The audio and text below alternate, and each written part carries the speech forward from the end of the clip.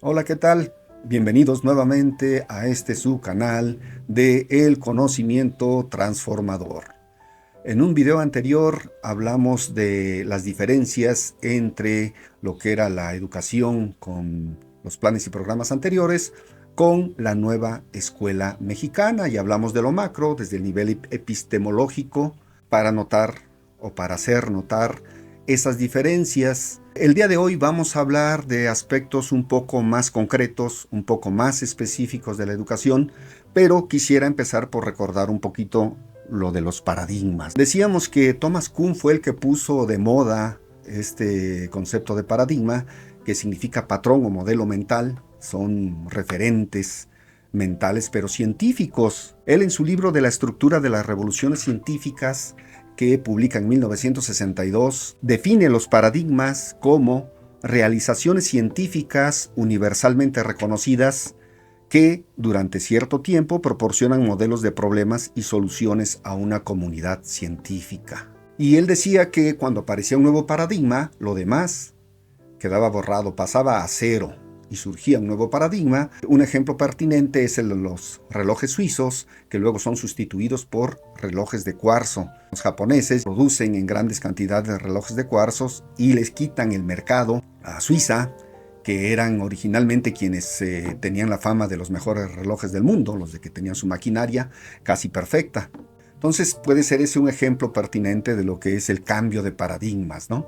No obstante, hay otro científico, Lakatos, que nos comenta que los paradigmas raramente son sustituidos debido a su falsificación. Es decir, más bien los paradigmas tienden a coexistir, igual que la física de Newton, dice, sobrevive para muchos propósitos junto con la de Einstein. De la física tradicional, de la física de lo absoluto, a la física de Einstein de la relatividad. Y ahí van a ser estos paradigmas como las muñecas rusas. La más pequeña queda dentro de otra mayor y luego viene otra mayor e incluye a las dos anteriores y así sucesivamente. Es decir, es parte de la evolución humana.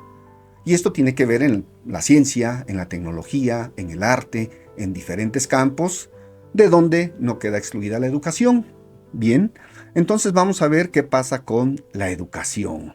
Vamos a ver un concepto fundamental que tiene que ver con la educación, pues es la inteligencia.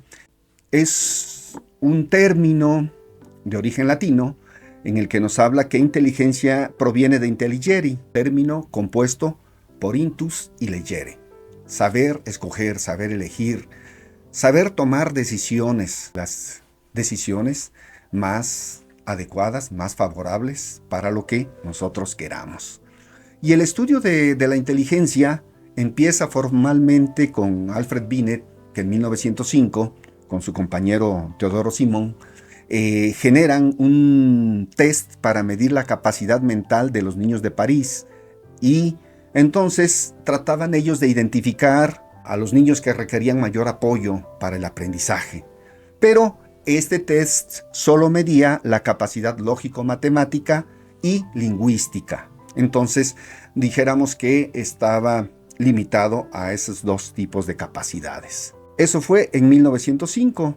Ya en 1983 aparece Howard Gardner con su libro Estructuras de la mente y él nos habla con su definición propia, que él decía que inteligencia era la capacidad de resolver problemas o crear productos que fuesen valiosos en uno o más ambientes culturales. Él definía básicamente 7 inteligencias, después fueron 8 y después fueron 8 más una adicional que está en estudio todavía. Las inteligencias eran lingüística, lógico-matemática, musical, corporal, espacial, intrapersonal, interpersonal y naturalista. Y la que está en un proceso de estudio todavía es la existencial, que tiene que ver algo así como con la espiritualidad. Aparece en 1995 Daniel Goleman con su teoría de lo que es la inteligencia emocional y la pone de moda, pero básicamente retoma lo que es la inteligencia intrapersonal e interpersonal que ya había abordado Gardner.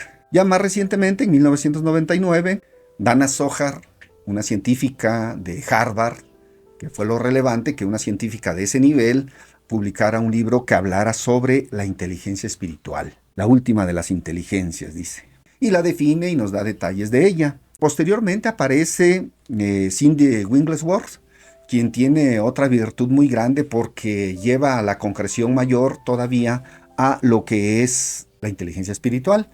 Y ella nos habla de 21 aptitudes de la inteligencia espiritual. Logra aterrizar, logra llevar a lo concreto lo que es la inteligencia espiritual, algo que no es fácil y que a veces no es muy comprensible, pero ella lo hace muy asequible. Esa es su ventaja, ¿no? Su principal virtud. Aquí vamos a darnos cuenta nosotros cómo la inteligencia empieza con un coeficiente intelectual, pero luego pasa a una inteligencia múltiples, en donde se puede medir la inteligencia de esas múltiples dimensiones del ser humano, de acuerdo con Howard Gardner, y entonces nuestro espectro, nuestro panorama se amplía.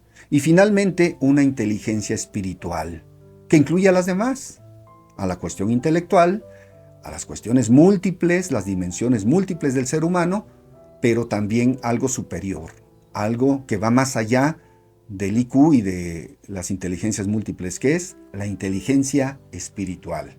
Y como decía, como las muñecas rusas, se va incluyendo uno en otro.